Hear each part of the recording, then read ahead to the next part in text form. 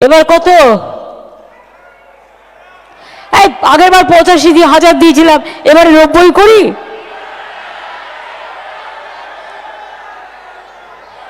আরে দেখি কোন কারা কি চায়। 90, 95, 1, ওকে 1,10,000।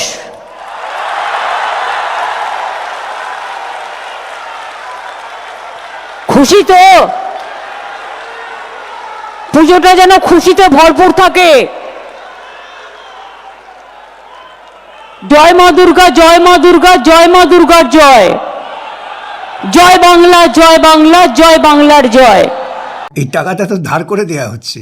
ধার করে টাকা দিলে পরে সেই টাকার উপর সুদও দিতে হয়। তাহলে উনি ধার করে ওই ক্লাবের লোককে ধর্মীয় আফিং খাওয়াবার চেষ্টা করছেন জনগণের ঘাড়ের উপর দিয়ে। আমার আপনার করে বোঝা চাপছে। ওর এই চূড়ান্ত অসাংবিধানিক অসভ্যতাকে তো মেনে নেব না। যতদিন পর্যন্ত বামপন্থী আইনজীবীরা বেঁচে আছে ওর ওই অসভ্যতাকে কেউ মেনে নেবে না। মামলা করবো আমরা। 2018 সালে যখন প্রথম কিছু দুর্গাপুজো কমিটিকে 10,000 টাকা করে দিল, তখন থেকেই মামলা করেছি। কারণ একটা ধর্মনিরপেক্ষ দেশে এরকমভাবে কোনো নির্দিষ্ট ধর্মের খাতে টাকা ব্যয় করা যায় না। ঘটনাটার গুরুত্ব বুঝে সুপ্রিম কোর্ট কিন্তু কেসটাকে নেয় এবং পরের দিনই শুনানি হয় প্রধান বিচারপতির কাছে। এবং সেখানে রাজ্য সরকার যেটা জানায় সেটা হচ্ছে যে আমরা টাকা দিচ্ছি ওই সেভ ড্রাইভ সেভ লাইভ খাতে, আমরা টাকা দিচ্ছি না দুর্গাপুজো করতে। এবং তারপরে সেটার প্রমাণ ইত্যাদি দাখিল করতে বলে, সেই জায়গাটা ওখানে পড়ে আছে। তারপর থেকে লাগাতার চলছে, প্রত্যেক বাড়ি টাকার পরিমাণ বাড়িয়ে চলেছে। এবছরে তাদের যে বিপুল বিদ্যুতের বিলের 80% তাদের সাবসিডি দেওয়া হবে, মানে সে টাকার পরিমাণও বিপুল। এইভাবে সরকারি টাকা নিয়ে, এক তো টাকা নিয়ে নয় ছয় করা, আর দুই হচ্ছে মানে এই ধর্মনিরপেক্ষ একটা দেশে এটা করতে পারে না। ডকুমেন্টগুলোকে আমরা চেয়েছি যে অডিটেড রিপোর্ট আমরা চাই।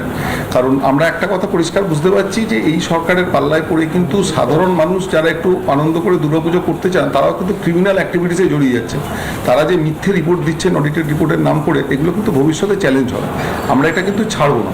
নমস্কার, সুজিত চট্টোপাধ্যায়। দিগদর্শন চ্যানেলে আজকে যে পর্বটা নিয়ে আপনাদের সামনে হাজির হলাম, সেটা আপনারা জানেন যে রাজ্যের মুখ্যমন্ত্রী মমতা বন্দ্যোপাধ্যায় এবারও বারোয়ারি পুজো কমিটিগুলোকে 85,000-এর পরিবর্তে 1,10,000 অনুদান দেবেন বলে ঘোষণা করেছেন। এবং তিনি যে ঘোষণা করলেন বেশ নাটকীয় ভঙ্গিতে, এবং যেভাবে নিলামে টাকা দর ওঠে ঠিক সেইভাবে উনি করলেন। 90 করে দিই, 95, 1,00,000, ঠিক আছে 1,10,000।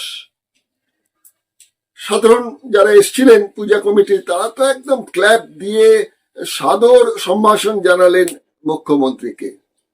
কিন্তু কিছু নিন্দুকও আছেন, তারা বলছেন যে জনগণের টাকায় করতে হবে কল্যাণমূলক কাজ। কোনো ধর্মীয় অনুষ্ঠানে কি টাকা দেওয়া সম্ভব? সংবিধান লঙ্ঘন হচ্ছে এতে।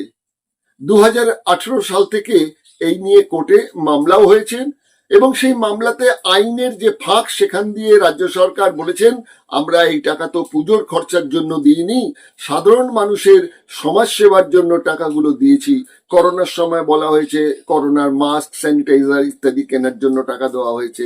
আর এখন বলা হচ্ছে যে এই টাকা দেওয়া হয়েছে সেভ ড্রাইভ সেভ লাইভের জন্য, মানুষকে সচেতন করে তোলা যাতে রাস্তাঘাটে দুর্ঘটনা না হয়। এবারও সৌরভ দত্ত, দুর্গাপুরের সৌরভ দত্ত একজন বামপন্থী কর্মী, তিনি আবার আদালতের শরণাপন্ন হয়েছেন। আর সিপিএম এর নেতা, রাজ্যসভার সদস্য বিকাশবাবু কি বলেছেন? বিকাশবাবু বলেছেন যতদিন বামপন্থী আইনজীবীরা থাকবেন ততদিন এই ধরনের ন্যাক্কারজনক কাজ তারা করতে দেবেন না। কি বলেছেন বিকাশবাবু, সেটা একটু দেখুন। আমি খুশি হতাম যদি মুখ্যমন্ত্রী বলতেন এই টাকাটা কোত্থেকে আসবে। এই টাকাটা তো ধার করে দেয়া হচ্ছে। ধার করে টাকা দিলে পরে সেই টাকার উপর সুদও দিতে হয়। তাহলে উনি ধার করে ওই ক্লাবের লোককে ধর্মীয় আফিং খাওয়াবার চেষ্টা করছেন জনগণের ঘাড়ের উপর দিয়ে। আমার আপনার করে বোঝা চাপছে। ইতিমধ্যেই পশ্চিমবঙ্গে প্রত্যেকটা মানুষের মাথার উপরে, এমনকি যে সন্তান এখনও ভূমিষ্ঠ হয়নি তার মাথার উপরেও 60,000-এর ওপর টাকা দেনা। উনি তো মোটামুটি যাও আবার কামেই নিয়েছেন ইলেকট্রাল বন্ড, চাকরি বিক্রির টাকা নিয়ে। জনগণের কি হবে? এটা কি নতুন? চিরকালই তো পুজোর সময় বিভিন্ন ক্লাব তারা তাদের উদ্বৃত্ত থেকে বস্ত্র দিতেন, নতুন কি হলো? কিন্তু এটা কি সমাধান? মানুষকে আমি অনুকম্পায় বাঁচিয়ে রাখবো? আমি সরকারে আছি, আমার দায়িত্ব মানুষকে ক্ষমতায়িত করা, মানুষকে অনুকম্পায় বাঁচিয়ে রাখলাম। এটা তো সংবিধানের প্রতি বিশ্বাসঘাতকতা। গত বছরও এই দুর্গাপুরের বামপন্থী কর্মী, যিনি দুর্গাপুর স্টিল প্ল্যান্টে চাকরি করেন, সেই শ্রমিক বন্ধু সৌরভ দত্ত, তিনি মামলা করেছিলেন এবং একটি প্রেস মিটও করেছিলেন কলকাতা প্রেস ক্লাবে, সেখানেও আমার সঙ্গে পরিচয় হয়। তার একটি সাক্ষাৎকার আমি নিয়েছিলাম ফোনেতে। সেখানে তিনি গত বছর কি বলেছিলেন সেটাও আমরা একটা প্রতিবেদনে হাজির করেছিলাম। তবুও আপনাদের আমি একবার শোনাতে চাই যে গত বছর সৌরভ দত্ত এই দিগদর্শন চ্যানেলের সঙ্গে সাক্ষাৎকারে কি বলেছিলেন। বছর বলেছে 1 লাখ দেবো, হয়তো বিজেপি বলেছে 1 লাখ, সেজন্যই বলেছে 1 লাখ, যাই হোক। 2018 সালে এই ব্যাপারটা প্রথম শুরু হওয়ার সাথে সাথেই আমি এটার বিরুদ্ধে একটা মামলা করি, জনস্বার্থ মামলা করি কলকাতা হাইকোর্টে। এবং সেটা আমি বিভিন্ন আইনজীবীর সঙ্গে কথা বলি এবং তার মধ্যে আমি সমস্ত দিক বিবেচনা করে বেছে নিই একজন আইনজীবী, বিকাশ রঞ্জন ভট্টাচার্যের জুনিয়র, তিনি শামীম আহমেদ, তাকে ওরাই এই টিমটাই তার আগে ইমাম ভাতার বিরুদ্ধে লড়াই করেছিল এবং ইমাম ভাতা বন্ধ হয়ে সেটা এখন ওয়াকফ বোর্ডের তরফ থেকে দেওয়া হয়। তো যাই হোক, সেই টিমটা আমি বেছে নিই। এরা ছাড়াও আমাদেরকে অনেকে সহযোগিতা করেন, বিকাশবাবুর জুনিয়র বা শামীমের জুনিয়ররাও, এবং পরবর্তী ক্ষেত্রে এমনকি সুপ্রিম কোর্টেরও কয়েকজন বিচারপতি আমাদের সহযোগিতা করেন। তো যাই হোক, এবং এটা যেহেতু পাবলিক মনে একটা বড় প্রভাব ফেলে সোশ্যাল মিডিয়া ইত্যাদির মধ্য দিয়ে, এবং প্রচুর মানুষ আমাদেরকে এই ব্যাপারে সহায়তা করেন, পাশে দাঁড়ান, নৈতিক সাপোর্ট দেন এবং আর্থিক সাপোর্ট দেন। আর্থিক সাপোর্টের প্রশ্নটা হচ্ছে, কারণ এই ধরুন বিভিন্ন সময়তে ছুটে যেতে হচ্ছে আমাদেরকে কলকাতা থেকে তাদের যেতে হচ্ছে দিল্লিতে যেতে হয়েছে, বা বিভিন্ন পেপার ওয়ার্কস আছে, আইনজীবীরা নিজেদের কোনো রিড করার জন্য কোনো খরচ নেননি, কিন্তু তা বাদ দিয়েও তো অনেক সংশ্লিষ্ট খরচ থাকে জানেন, এই সমস্ত করে, এবং দিল্লি পাঠানো, সেখানে থাকা খাওয়া ইত্যাদি নানা রকম খরচ খরচা ইত্যাদি সব মিলে একটা বড় খরচ আছে, এবং সেই খরচটা এখনো মানুষ সহায়তা করছেন, এখনো আমরা বলবো সহায়তা করতে, কারণ লড়াইটা বড়, লড়াইটা রাষ্ট্রের বিরুদ্ধে, এবং রাষ্ট্রের বিরুদ্ধে বলবো না, রাষ্ট্র পরিচালকদের বিরুদ্ধে, কারণ রাষ্ট্রটাকে তারা সঠিকভাবে পরিচালনা করছেন না। তো 2018 সালে প্রথমে আমরা 2বার স্টে পাই, অর্থাৎ কলকাতা হাইকোর্টের মাননীয় তখনকার অস্থায়ী প্রধান বিচারপতি দেবাশিস করগুপ্তর ডিভিশন বেঞ্চ আমাদেরকে 2বার স্টে দেয়, অর্থাৎ সরকার দিতে পারবে না বলে। কিন্তু হঠাৎ করে খুব রহস্যময় ভাবে একদিন রায় দিয়ে দেন যে আমাদের এরকম কোনো কেস করার অধিকারই নেই, একটা ট্যাক্সের টাকা নিয়ে রাজ্য সরকার বা যে কোনো সরকার যা খুশি করতে পারে। তার সেমিনার করেছি এটার উপরে ভারত সভা হলে, সেখানে উঠে আসছে যে সরকার এই টাকাটা পজিটিভ কাজেতে কেন ব্যয় করছে না। সরকারের যখন এই টাকাটা রয়েছে, তাহলে সরকার বিভিন্ন পজিটিভ কাজে ব্যয় করতে পারে। সেটা তো প্রধান বিচারপতিও বলেছেন যে দুরারোগ্য ম্যাসকুলার ডিস্ট্রফিতে যে শিশুরা মানে ভুগছে, তার জন্য মাত্র 1000 টাকা বরাদ্দ হয়েছে, সেটা অন্তত একটা শূন্য বসানো, মানে উনি বলতে চেয়েছেন তাকে 10 গুণ করানো দরকার অন্তত। উনি ওটা বলেছেন কারণ আমাদের যিনি মানে আইনজীবী ছিলেন তাদের মধ্যে একজন এই নিয়ে কাজ করেন।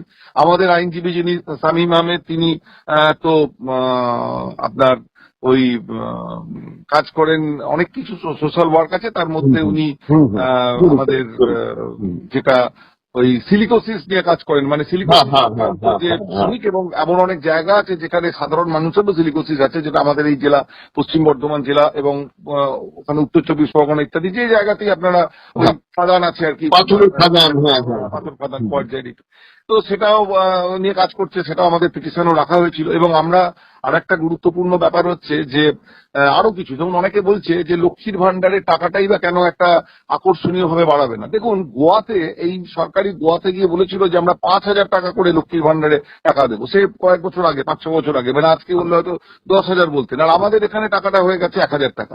তো তুমি যদি সাস্টেনেবল ডেভেলপমেন্টের কথাই বলো, তাহলে তুমি ভিক্ষের মতো করে এইটুকু টাকা দিচ্ছ কেন? তুমি যখন আর কিছু পাচ্ছ না, রাজ্যে যখন তুমি শিল্প আনতে পারছো না, শিক্ষার এরকম হাল, যখন মানুষকে তুমি দোলের উপর নির্ভরশীল করে দিয়েছো এমন একটা পরিস্থিতি, তখন তুমি সেটাকে একটা সত্যি করে একটা ফ্যামিলি চলতে পারে এমন একটা টাকা কেন দিচ্ছ না? এইসব জায়গায় নয় ছয় না করে টাকাটাকে তুমি কেন লক্ষ্মীর ভান্ডার বাড়ানোর চেষ্টা করছো না? তুমি কেন মিড ডে মিলেতে সত্যি করেই যাতে ছেলেরা একটু ভালো মন্দ খেতে পারে, ছুটির দিনগুলোতেও বাড়িতে নিতে পারে, এরকম টাইপের খাবারের ব্যবস্থা কেন করছো না? কেন তুমি স্কুলগুলোতে বিভিন্ন, আমার নিজের ছেলেই পশ্চিমবঙ্গ সরকারের সরকারি স্কুলে পড়েছে এবং এই জমানাতে ভয়ঙ্কর রকম অবস্থা হয়েছে, 3-4 বছর এই জমানাতেও ছিল, এবং দেখা গেছে যে তাদের স্কুলেতে বিভিন্ন ক্লাস ফাঁকা যেত, টিচার নেই, আমাদের কম্পিউটার টিচার নেই, আমরা নিজেরা পয়সা দিয়ে কিছু টিচার রাখতাম, এবং দারোয়ান নেই, সুইপার নেই, বিভিন্ন ভয়ঙ্কর পরিস্থিতি ছিল।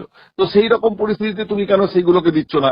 মানে বলতে গেলে মডেল প্রাইমারি স্কুল দিতে তৈরি করা যাবে, এরকম টাইপের ব্যাপার করা যায়। আচ্ছা সৌরভবাবু, একটা কথা বলি আমি, যে প্রধান বিচারপতি যেটা বলেছেন সেটা তো আরেকটা কথা উনি বলেছেন যে পুজোর পর শুনানিতে ক্যাগকে এই রিপোর্টটা দেওয়ার জন্য আদেশ দিয়েছেন। হ্যাঁ হ্যাঁ, ওটাই বলছি আমি। বলেছেন যে অডিটেড রিপোর্ট জমা দিতে হবে এবং ক্যাগকে নির্দেশ দিয়েছেন যে সিএজি এটা অডিটেড রিপোর্ট জমা দিক, এবং সাথে সাথে তারপরে উনি ইন্ডিপেন্ডেন্ট ইনকোয়ারি নির্দেশ দিতে পারেন, তার একটা ইঙ্গিত দিয়েছেন। এবং আরেকটা বড় কথা হচ্ছে, আমরা একটা এফিডেভিট আরো করেছি, সেটা হচ্ছে এফিডেভিটটা আমরা সেদিন উল্লেখ করেছি এবং উনি সার্ভিস করতে বলেছেন, অর্থাৎ দিতে বলেছেন রাজ্য সরকারকে।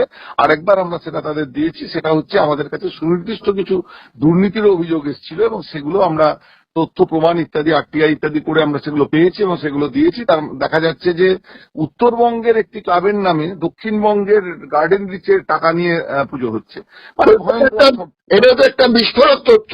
হ্যাঁ, বিস্ফোরক তথ্য, এটা আমরা দিয়েছি এবং আমরা মানে ওটার জন্য সাপ্লিমেন্টারি এফিডেভিট আমি করে জমা দিয়ে এসেছিলাম এবং সেটা সেদিন কোর্টে উল্লেখ করাতে প্রধান বিচারপতি আশ্চর্য হয়েছেন এবং ওটা সার্ভিস করতে বলেছেন, ওনাকেও দেওয়া হয়েছে এবং একটা কপি আমরা রাজ্য সরকারকেও দিয়েছি।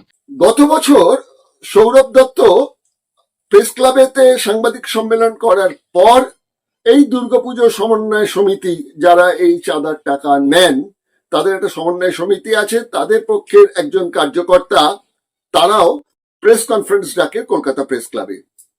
সেখানে দিগদর্শনের তরফ থেকে প্রশ্ন রেখেছিলাম যে সৌরভ দত্ত কি কি অভিযোগ করেছেন। সেই পরিপ্রেক্ষিতে গত বছর এই কর্মকর্তা কি বলেছিলেন সেটাও আপনাদের একবার মনে করিয়ে দিই। প্রথমত হচ্ছে, আমরা এই যে অনুদানটা আমরা যেটা পাই সেটা এখন আমরা পাবো, এবং এটা আমাদের জেনে রাখা দরকার। প্রত্যেক বছর 2018 সাল থেকে এই অনুদানটা দেওয়া শুরু হয়েছিল 10,000 টাকা। বর্তমানে এবছরে মাননীয় মুখ্যমন্ত্রী 23শে জুলাই যেটা ধরে ঘোষণা করেছিলেন 50,000 টাকা করে পাবো। এবং কারা পায় এটা আগে ভাবতে হবে। পায় কারা? যারা পুলিশ পারমিশন নিয়ে যেসব দুর্গাপুজোগুলো হয়, অর্থাৎ বারোয়ারি দুর্গাপুজো, সর্বজনীন দুর্গাপুজোগুলো হয়। কোনো একটা বিভ্রান্তি একটা তৈরি হয়েছে যে আবাসনের পুজো, অনেকেই বলছে আমরা রিফিউজ করছি, নিচ্ছি না। আবাসনের পুজো কিন্তু কেউ কিন্তু এই অনুদান পায় না, কারণ তাদের পুলিশ পারমিশনের কোনো দরকার হয় না। আরেকটা কথা, যে বছরই আমরা এই অনুদান পেয়েছি, ফলে সেই অনুদানটার আমাদের একটা ব্যালেন্স শিট, আমাদের একটা হিসেব আমাদের দিতে হয়, অডিট দিয়ে বিল দিয়ে আমাদের দিতে হয়। এবং প্রত্যেক বছরই সরকার বলে দেয় যখন আমরা টাকাটা পাই কী গ্রাউন্ডে টাকাটা আমাদের খরচা করতে হবে বলে দিতে হয়। যেমন ধরুন 2020-21 সময় করোনা পিরিয়ডে আলাদা ডিরেকশন ছিল, এবং আমরা এই কাজটা করি। ধরুন এইটা নিয়ে আরেকটা বিভ্রান্তি আপনাকে দূর করে দেওয়ার চেষ্টা করবো আপনার মাধ্যমে। এই টাকাটা কোনো ক্লাব, কোনো পুজোতে খরচা করা হয় না। এটা খরচা করা হয় মূলত, ধরুন 3-4টে জায়গায় আমরা এটা খরচা করি। আপনি জানেন করোনার সময় কথা বললাম, ধরুন আমরা সেভ লাইফ প্রকল্প, সেটা আমরা এটা খরচা করি। সিসিটিভি, আমরা যেটা মানুষের নিরাপত্তার জন্য লোকজন আছে তার পিছনে আমরা খরচা করি। আমরা খরচা করি চাইল্ড বা উমেন এম্পাওয়ারমেন্টের জন্য একটা প্রচার থাকে, তার জন্য আমরা এটা খরচা করি। এছাড়া ধরুন আমাদের মানুষের নিরাপত্তার জন্য, ধরুন আপনি কোনো ফায়ারের সুইচার কিনতে হয় বা নানানভাবে আমরা এটা খরচা করার চেষ্টা করি। মানে যেটা জনহিতকর কাজে লাগে তার জন্য এই টাকাটা অনুদান দেওয়া হয় এবং তার একটা সঠিক হিসেব আমাদের উইদিন 1 মান্থের মধ্যে যে থানা, যার আন্ডারে যার লোকাল থানা, সেই লোকাল থানাকে এটা দিয়ে দিতে হয়। এরকম একটা অভিযোগ আছে যে সব বারোয়ারি কর্তৃপক্ষ কিন্তু এই দিয়ে ওঠেনি। দেখুন, অভিযোগ অনেক কিছু থাকতে পারে, কিন্তু আপনাকে আমি বলি, যে পুজো কমিটি টাকার অনুদানের হিসেব দেয়নি সেই পুজো কমিটি তার পরের বছর টাকা পায় না, এটাই নিয়ম। যদি কেউ না দিয়ে থাকে সেটা তো সেই ক্লাব কমিটি বা পুজো কমিটির দায়বদ্ধতা পড়ছে, কিন্তু তারা নিশ্চয়ই এটা এত অভিযোগের মতো কাজ করবে না। আর যদি কেউ করে থাকে তাহলে তারা পরের বার অনুদান পাবে না। এবং আপনাকে আমি দায়িত্ব নিয়ে বলতে পারি, খোরামপথ দুর্গোৎসবের আন্ডারে যে প্রায় 550-600 পুজো রয়েছে তাদের এরকম কোনো ঘটনা নেই। দ্বিতীয় প্রশ্ন যেটা ছিল আমার সৌরভ দত্তের কেসের ব্যাপারে, এটার ব্যাপারে আপনাদের সমন্বয় কমিটির রিয়াকশন কি? মানে কোনটা বলছেন? অনুদান? সৌরভ দত্ত যে অনুদানের টাকা কোথা থেকে আসছে, এটা দেওয়া উচিত না, এটা বন্ধ রাখা উচিত, এসব দেখুন, বলছে। এই ব্যাপারটা হয়েছে এটা নিয়ে, এবং কলকাতা হাইকোর্ট মহামান্য জাস্টিস যারা যখন যার আদালত এজলাসে মামলাটা উঠেছে তারা একটা ডাইরেকশন ঠিক করে দিয়েছে। সেই ডাইরেকশন অনুযায়ী রাজ্য সরকার এবং আমাদের কলকাতা বা বাংলার দুর্গাপুজো কমিটিগুলো সেই মহামান্য হাইকোর্টের নির্দেশ মেনে চলেছে। এবারেও মহামান্য হাইকোর্ট যে নির্দেশ দেবে আমরা যখন টাকাটা পাবো, যেমন ওনারা নির্দেশ দেবেন সেই মতো আমরা সেই নির্দেশ মেনে চলবো। গত বছর অর্থাৎ 2024 সালে এই অনুদান নিয়ে যে মামলা হয়, সেই মামলার পরিপ্রেক্ষিতে রাজ্যের শাসক দলের মুখপাত্র কুণাল ঘোষ কি কটাক্ষ করেছিলেন এই মামলাকারীদের বিরুদ্ধে, সেটাও একটু আপনাদের মনে করিয়ে দিই। সেই ক্লিপিংসটা আপনাদের একবার দেখাচ্ছি। দুর্গাপুজোয় 85,000 টাকা রাজ্য সরকারের যে অনুদান, তা নিয়ে মহামান্য প্রধান বিচারপতি কলকাতা হাইকোর্টে যা বলেছেন তা অত্যন্ত দুর্ভাগ্যজনক এবং বাস্তবের সঙ্গে সামঞ্জস্যপূর্ণ নয়। মহামান্য বিচারপতি কোন আঙ্গিক থেকে কি বলেছেন তার কথার উপর কথা বলা হয়তো ঠিক নয়, কিন্তু উনি যে কথা বলছেন 85,000 টাকায় এটা হয় না হয়, আরে 85,000 টাকা বলে নয়, পুজো কমিটিগুলোর হাতে যে টাকাটা যায় সেটাই শাখা প্রশাখা দিয়ে সমাজের প্রান্তিক অংশের বিভিন্ন কুটির শিল্পী, হস্তশিল্পী, যারা অসংগঠিত ক্ষেত্রের শ্রমজীবী তাদের কাছে গিয়ে পৌঁছয়। উনি কলকাতা শহরের কটা বড় পুজো ঘুরে দেখেছেন আমি জানি না, আমি ওনাকে অনুরোধ করব প্রত্যন্ত গ্রামাঞ্চলের পুজোগুলোতেও যেতে, যে এই পুজো অর্থনীতিটা কিভাবে ছড়িয়ে পড়ছে। এবং 85,000 নিশ্চয়ই আরো বেশি দিলে হয়, তো উনি কেন্দ্রীয় সরকারকে অর্ডার দিন যে বাংলার বকেয়া টাকা সমস্ত কিছু দিয়ে দাও।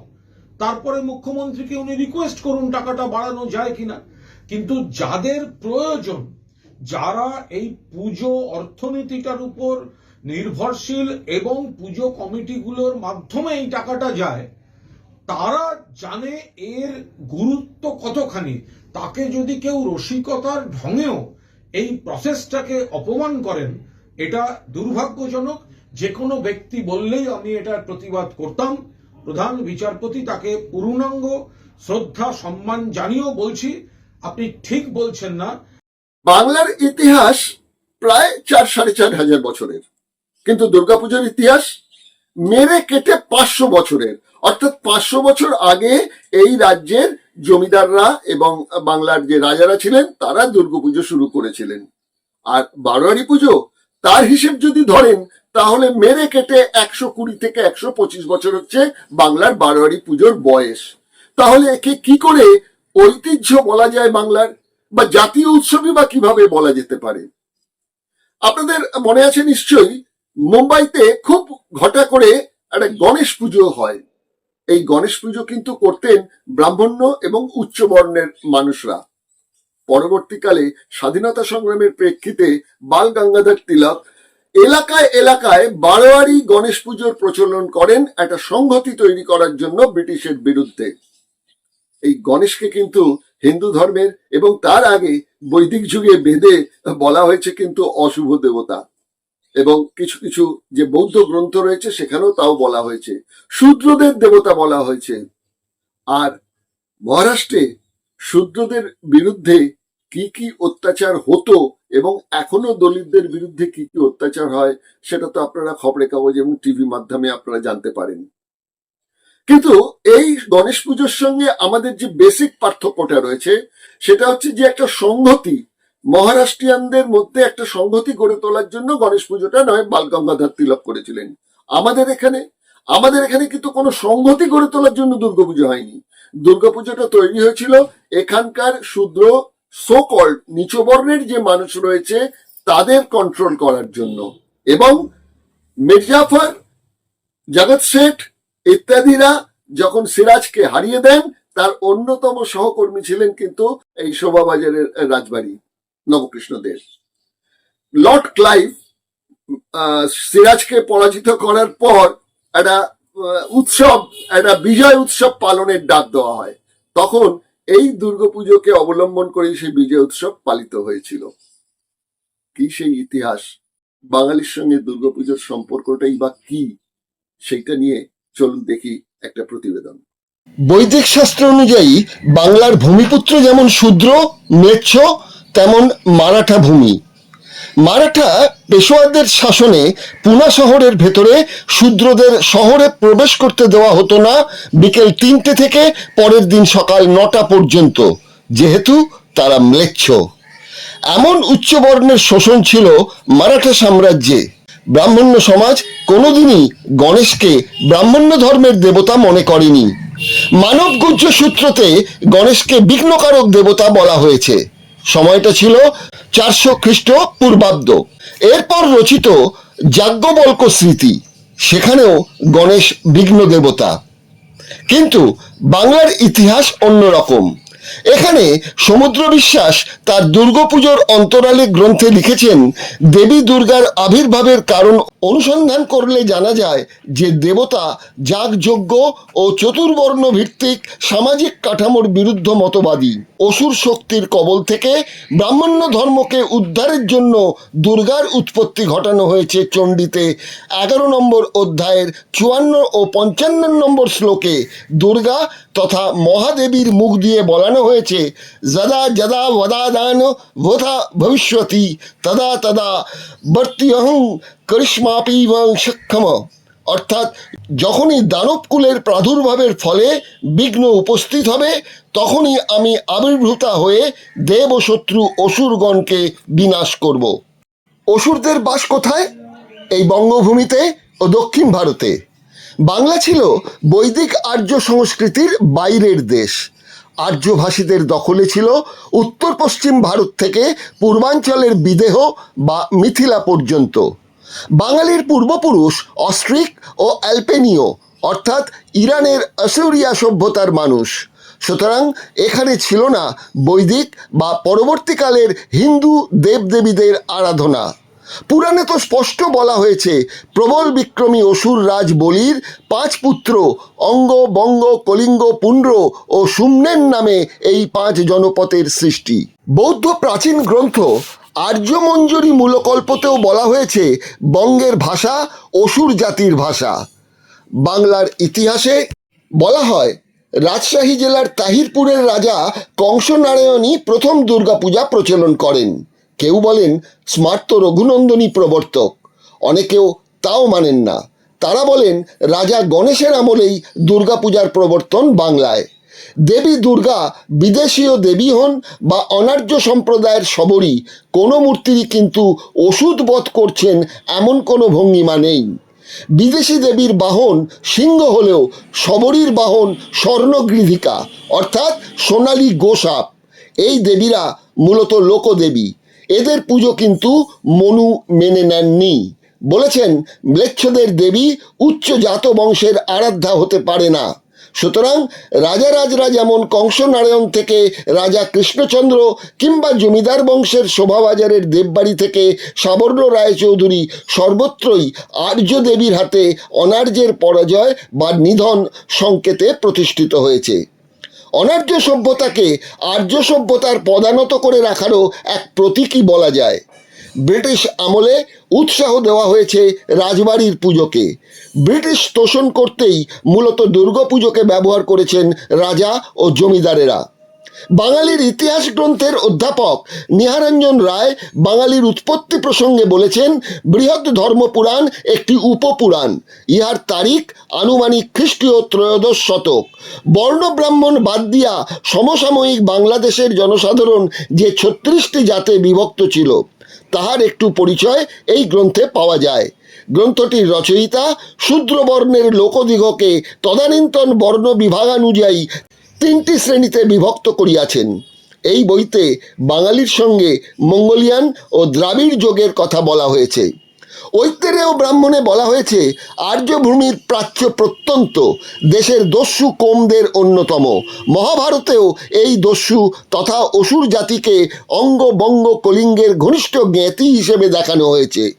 এই প্রসঙ্গে নিহারঞ্জন রায় আরও লিখেছেন, আর্য সংস্কৃতির ধারক ও বাহক উত্তর ও মধ্য ভারতের লোকেরা পূর্বতম ভারতের বঙ্গ, প্রৌণ্ড, রাঢ়, সূক্ষ্ম প্রভৃতি কোমদের সঙ্গে পরিচিত ছিল না। সেকালে এই সব কোমদের ভাষা ছিল ভিন্নতর, আচার ব্যবহারও অন্যতর। এই অন্যতর ভাষাভাষী লোকদের সেই জন্যই বিযাত্রী সুলভ দর্পিত উন্নাসিকতায় বলা হয়েছে দস্যু, ম্লেচ্ছ বা অসুর ভূমিতে পা রেখেছিল বলে। সুতরাং উদ্দেশ্য প্রণোদিতভাবেই রাজবাড়ির পুজো বারোয়ারির হাত ধরে এখন বাঙালির শ্রেষ্ঠ উৎসব হিসেবে প্রকাশ পেয়েছে। কর্পোরেটের বদান্যতায় আজ যা অশ্বমেধ যজ্ঞেরই সামিল, অথচ বাঙালি এই শ্রেষ্ঠ উৎসবের দেবীর কোনো প্রাচীন মন্দির নেই, নেই নিত্য পুজোর ধারা। তাই বোধহয় পুজোর গাম্ভীর্যের চেয়ে উৎসব উপভোগটাই গুরুত্ব পেয়েছে। শ্রী শ্রী চণ্ডীতে উল্লেখিত ডাকিনী, শাকিনী ইত্যাদির পূজা খ্রিস্টীয় ৮ শতকের আগে ছিল না। মহাযান, মন্দ্রযান, ব্রজযান, সহজযানের এইসব বৌদ্ধ মতের উপদেবতার আরাধনা হয়। সবচেয়ে প্রাচীন পুঁথি শূলপাণির গ্রন্থ মাধবাচার্য জানিয়েছেন, যা ১৩৫০ সালের আগে নয়। রঘুনন্দন ১৬শ শতাব্দীর প্রথম অর্ধে দুর্গোৎসব তত্ত্ব প্রণয়ন, তিথিতত্ত্ব একথা প্রাচীন পণ্ডিত পাঁচকড়ি বন্দ্যোপাধ্যায়ও লিখে গেছেন। কিন্তু সেই পূজা সীমাবদ্ধ ছিল রাজপরিবারেই। সকলেই বহিরাগত ব্রাহ্মণ, ক্ষত্রিয় ও উচ্চবর্ণের মানুষ। মুখ্যমন্ত্রী বলেছেন, ইউনেস্কো নাকি গবেষক তপতি গুহ ঠাকুরতার গবেষণার প্রেক্ষিতে বাংলার দুর্গাপুজোকে হেরিটেজ আখ্যা দিয়েছেন, যা একেবারেই ভ্রান্ত। দিগদর্শনকে দেওয়া এক সাক্ষাৎকারে স্বয়ং তপতি গুহ ঠাকুরদা বলেছেন, তার গবেষণার বিষয় যা তিনি ইউনেস্কোকে দিয়েছিলেন সেটা হলো শারদ উৎসবের মধ্যে যে সাম্প্রদায়িক ঐক্য ও বিপুল মানুষের যোগদান, যে বাণিজ্যিক আর্থিক লেনদেন হয় তা বিশ্বের সর্বাপেক্ষা বেশি, এবং সেই গবেষণা কলকাতা ভিত্তিক। এর সঙ্গে দুর্গাপুজোর ঐতিহ্যের সম্পর্ক কিছু নেই। মুখ্যমন্ত্রী যা বলেন সেটা তার নিজের মন্তব্য। এই হেরিটেজ প্রসঙ্গে মুখ্যমন্ত্রী কি বলেছেন? আমাদের এটা প্রাণের উৎসব, এবং ইউনেস্কো যখন ইনট্যাঞ্জেবল আমাদের কালচারাল হেরিটেজ অফ হিউম্যানিটি হিসেবে মর্যাদা দিয়েছে, সেটাকে ধরে রাখার দায়িত্ব আমাদের সকলের। গবেষক তপতি দেবী তার স্বীকৃতিপ্রাপ্ত গবেষণায় কলকাতার দুর্গাপুজোর মূর্তি ও মণ্ডপ নির্মাণের শৈল্পিকতা, সাম্প্রদায়িক সম্প্রীতি এবং আর্থিক যে লেনদেন একটি বিশাল আকারের হয় সেটিই তিনি উল্লেখ করেছেন। বিরোধীদের কটাক্ষ, মণ্ডপ শিল্পীদের জীবনের মান কি তাতে পাল্টেছে? ভূমিহীন চাষি মজুর পেটের তাগিদে বাড়তি আয়ের জন্য উৎসবের কয়েকটি দিন কাজ করেন, এটি কোনো স্থায়ী পেশা নয়। মূর্তিশিল্পী, শোলাজরির অলংকার শিল্পীদের কুমোরটুলি আজও সেই অপরিষ্কার দূষিত পল্লী হয়ে আছে। আলো বাতাসহীন ঘরকেই তারা বলেন স্টুডিও, বৃষ্টিতে নাজেহাল। শোলা শিল্পীরাও বিশ্বের বাজারে চাহিদা থাকলেও উৎপাদনে ও পরিকল্পনার সরকারি উদাসীনতায় সংকটে রয়েছেন। জলাশয় বুঝিয়ে জমি দখলে মাছ যেমন কমছে, শোলার চাষও কমছে। কলকাতার সবচেয়ে বড় ফুলের পাইকারি বাজার জগন্নাথ ঘাট, সেখানে নেই কোনো বিক্রেতাদের স্থায়ী দোকান। রোদে জলে বৃষ্টিতে মাথায় নিয়ে এই ব্যবসা চালান ফুল চাষিরা। আসলে একযুগে রাজা জমিদারেরা নিজেদের শৌর্য বীর্য দেখাতে দুর্গাপূজা করতেন। ব্রিটিশ আমলে রানী ভিক্টোরিয়ার আদলে দুর্গার মুখ বানিয়ে ব্রিটিশ তোষণ করতেন। স্বাধীনতার পর কংগ্রেসি নেতাদের পোষা সমাজবিরোধীরা করত দুর্গাপুজো। বামেরা পুজোয় বইয়ের স্টল দিয়ে জনসংযোগের কাজ সীমাবদ্ধ রাখেন। 2011-এ মমতা সরকার আসার পর সিংহভাগ নেতারা নিজেদের মধ্যে প্রতিযোগিতা করেন দুর্গাপুজো করে কে কত বড় ক্ষমতাশালী তার প্রমাণ দেওয়ার।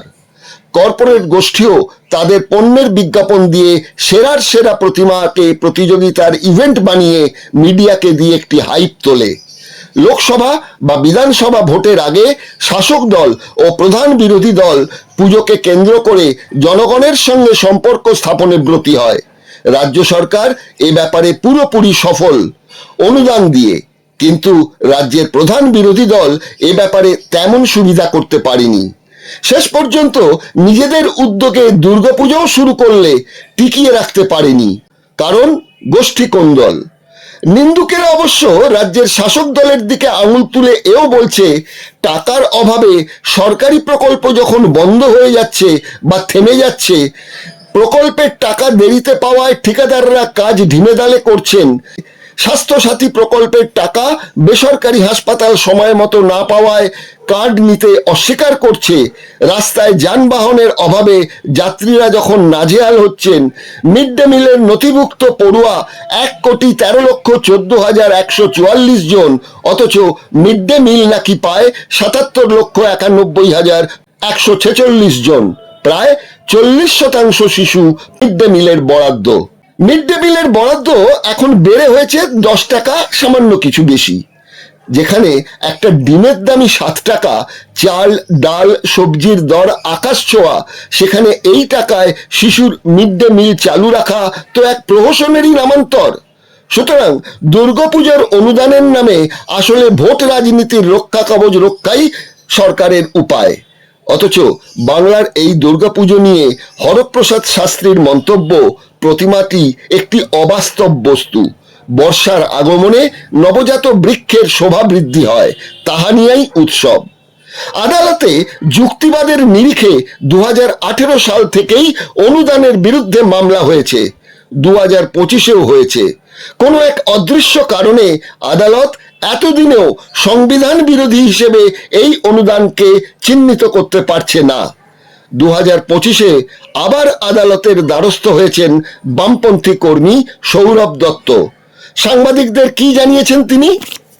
2018 সালে যখন প্রথম কিছু দুর্গাপুজো কমিটিকে 10,000 টাকা করে দিল, তখন থেকেই মামলা করেছি। কারণ একটা ধর্মনিরপেক্ষ দেশে এরকমভাবে কোনো নির্দিষ্ট ধর্মের খাতে টাকা ব্যয় করা যায় না। ঘটনাটার গুরুত্ব বুঝে সুপ্রিম কোর্ট কিন্তু কেসটাকে নেয় এবং পরের দিনই শুনানি হয় প্রধান বিচারপতির কাছে, এবং সেখানে রাজ্য সরকার যেটা জানায় সেটা হচ্ছে যে আমরা টাকা দিচ্ছি ওই সেভ ড্রাইভ সেভ লাইফ খাতে, আমরা টাকা দিচ্ছি না দুর্গাপুজো করতে, এবং তারপরে সেটার প্রমাণ ইত্যাদি দাখিল করতে বলে। সেই জায়গাটা ওখানে পড়ে আছে। তারপর থেকে লাগাতার চলছে, প্রত্যেকবারই টাকার পরিমাণ বাড়িয়ে চলেছে। এবছরে তাদের যে বিপুল বিদ্যুতের বিলের 80% তাদের সাবসিডি দেওয়া হবে, মানে সে টাকার পরিমাণও বিপুল। এইভাবে সরকারি টাকা নিয়ে, এক তো টাকা নিয়ে নয়ছয় করা, আর দুই হচ্ছে মানে এই ধর্মনিরপেক্ষ একটা দেশে এটা করতে পারে না। ডকুমেন্টগুলোকে আমরা চেয়েছি যে অডিটেড রিপোর্ট আমরা চাই, কারণ আমরা একটা কথা পরিষ্কার বুঝতে পারছি যে এই সরকারের পাল্লায় পড়ে কিন্তু সাধারণ মানুষ যারা একটু আনন্দ করে দুর্গাপুজো করতে চান, তারাও কিন্তু ক্রিমিনাল অ্যাক্টিভিটিসে জড়িয়ে যাচ্ছে। তারা যে মিথ্যে রিপোর্ট দিচ্ছেন অডিটেড রিপোর্টের নাম করে, এগুলো কিন্তু ভবিষ্যতে চ্যালেঞ্জ হবে। আমরা এটা কিন্তু ছাড়বো না। 2018 থেকে মামলা শুরু হয়েছে, প্রত্যেক বছর মামলা হচ্ছে, আইনের ফাঁক দিয়ে ঘটনাটা অন্যদিকে মোড় নিয়ে নিচ্ছে। তবুও কিন্তু এই বামপন্থী কর্মী সৌরভ দত্ত থেমে থাকেননি, তিনি তো আবার কোর্টে গেছেন। এবার কি হবে? এবার আদালতের রায় কি সরকারের বিরুদ্ধে যাবে? এই অনুদানের টাকাটা কি স্থগিত হয়ে যাবে আদালতের রায়, নাকি এবারও সেই গত বছরের মতন কোনো একটা ফাঁকতাল দিয়ে বেরিয়ে যাবে এবং এই টাকা ডিস্ট্রিবিউট হয়ে যাবে মানে আমাদের এই পূজা কমিটিগুলোর মধ্যে? মাথায় রাখতে হবে 2026-এ কিন্তু রয়েছে ইলেকশন, আর এই 2026-এর ইলেকশনে পাড়ায় পাড়ায় বুথ ম্যানেজমেন্টের দায়িত্ব কিন্তু থাকে লোকাল পাড়ার ছেলেদের হাতেই। সুতরাং সেই ক্লাব সংগঠনগুলোকে যদি এক জায়গায় নিয়ে আসা যায় শাসক দলের সমর্থনে, এবং সেটাই হয়ে এসছে, তাহলে বিরোধী পক্ষের বুথে বুথে এগিয়ে যাওয়াটা খুব প্রবলেম হয়ে দাঁড়াবে। কিন্তু আদালতের রায় কোথায় যাবে, শেষ পর্যন্ত কি হবে আমরা জানি না, ভবিষ্যৎ বলবে সে কথা। আমাদের অপেক্ষাই করতে হবে, আর এটাই দেখতে হবে যে 4,500 বছরের বাঙালির ইতিহাসে দুর্গাপুজো, ব্রাহ্মণ্যবাদী জমিদারি যে সংস্কৃতি, সেটির বছর 500 বয়স, আর এই বারোয়ারি পুজো হয়েছে যেটা, সেটারও বয়স হচ্ছে মেরে কেটে 125 বছর। আসল উদ্দেশ্য বারোয়ারি পুজোয় যেটা কাজ করে, সেটা হচ্ছে রাজনৈতিক ছত্রছায়ায় সাধারণ মানুষদের নিয়ে আসা, যারা দলের সরাসরি কর্মীও নন, তারা রয়েছেন অনেকে পূজা কমিটির মধ্যে, সেখানেও একটা প্রভাব বিস্তার করে রাখা, যাতে ভোটের ফলাফল একটা ইতিবাচক হয়ে দাঁড়ায়। সুতরাং রাজনৈতিক স্বার্থে একটা সময় কংগ্রেসি আমলে যা শুরু হয়েছিল, আজও সেই ট্র্যাডিশন সমানে চলছে। শেষ করলাম আজকের মতন এই পর্বটি। আপনাদের কেমন লাগলো নিশ্চয়ই মন্তব্য করে জানাবেন। যদি ভালো লাগে অন্যকে নিশ্চয়ই শেয়ার করবেন। আর যদি মনে হয় যে কিছু বলার আছে, আপনাদের সমালোচনামূলক কিছু বলার আছে, মাথা পেতে সেটাও গ্রহণ করব, সেটাও নিশ্চয়ই আপনারা মন্তব্য করে জানাবেন। আর অবশ্যই যেটা করবেন সেটা হচ্ছে একটু সাবস্ক্রাইব করবেন। সাবস্ক্রাইব করলে আমরা আরো উৎসাহ পাবো আপনাদের কাছে নতুন নতুন কিছু তথ্য পরিবেশন করবার। ভালো লাগবে কি খারাপ লাগবে সেটা তো আপনাদের হাতেই রয়েছে। আপনারাই হচ্ছেন গিয়ে মুখ্য বিচারক। দিগদর্শন, দশের পাশে, দেশের সাথে। নমস্কার।